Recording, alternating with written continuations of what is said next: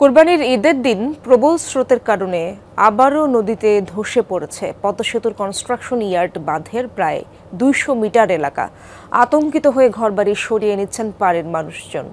ভাঙন রোধে কাজ শুরু করেছে পানি উন্নয়ন বোর্ড। আর এইটা ওইটা না, কাপড় ধোয়ার একটাই সলিউশন, চাকা অল ইন ওয়ান।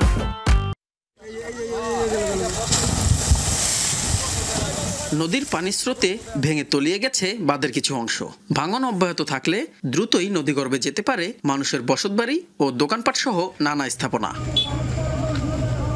ঈদের দিন থেকেই পদ্মা সেতুর কনস্ট্রাকশন ইয়ার্ড রক্ষাবাদে দেখা দেয় ভাঙনের হুমকিতে পড়েছে শরীয়তপুরের জাজিরার নাওডোবা পালরচর সড়ক ও মোহরালী মাতবরকান্দি আলমখার কান্দি সহ কয়েকটি গ্রামের অন্তত ৫ শতাধিক বাড়িঘর। এছাড়া হুমকিতে রয়েছে মঙ্গলমাঝির ঘাট বাজারের ২ শতাধিক দোকানপাট ও শিক্ষা প্রতিষ্ঠান। ঈদ যে কি এভাবে কিভাবে গেছে ঈদটা আমাদের আমরা বলতেই পারি না। আমরা শুধু নদীর পাশে এসে বসে থাকি। আর আমাদের যে অন্যখানে যাবো জায়গার মতো কোথাও আর কোনো জায়গা নেই, এটাই ছিল বাপ মার অবলম্বন। বর্ষার মৌসুমে পানি স্বাভাবিক পানি আসার কারণে এই বেড়িবাঁধ ধসে পড়ে গেছে। আগামী এদিন কয়েকদিন পরে যে বর্ষার মৌসুম স্রোত যে বেড়ে যাবে তখন এই জায়গা আর টিকিয়ে রাখা কোনো মতে সম্ভব না।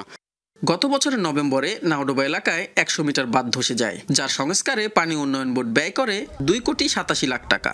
সেই সংস্কার করা এলাকার কিছু অংশ সহ দুটি স্থানে প্রায় ২০০ মিটার পদ্মা নদীতে ধসে পড়েছে। এসব এলাকার আশপাশেও দেখা দিয়েছে ফাটল। ভাঙন ঠেকাতে স্থায়ী বাঁধের দাবি স্থানীয়দের।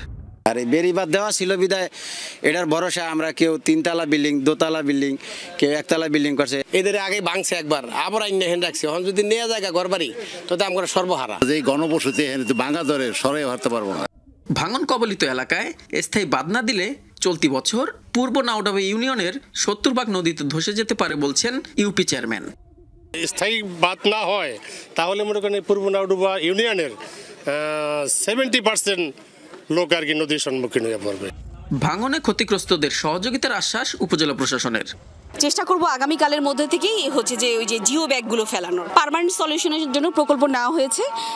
এটার কাজও দ্রুত শুরু হয়ে যাবে। এখন যেটা আমাদের সমস্যা সেটা হচ্ছে লেবার পাওয়াটা একটা সংকট আমাদের মাঠ পর্যায় থেকে, এবং উপরে আমাদের নির্দেশনা রয়েছে অতি দ্রুত এখানে হচ্ছে জিও ব্যাগ ডাম্পিং করার জন্য। ২০১০-১১ সালে পদ্মা সেতু থেকে মাঝিরঘাট হয়ে পূর্ব নাওডোবা আলমখার কান্দি জিরো পয়েন্ট পর্যন্ত ১১০ কোটি টাকা ব্যয়ে ২ কিলোমিটার পদ্মা সেতু প্রকল্পের কনস্ট্রাকশন ইয়ার্ড বাঁধটি নির্মাণ করে সেতু কর্তৃপক্ষ। S M Shakil, Jamuna News, Shariatpur.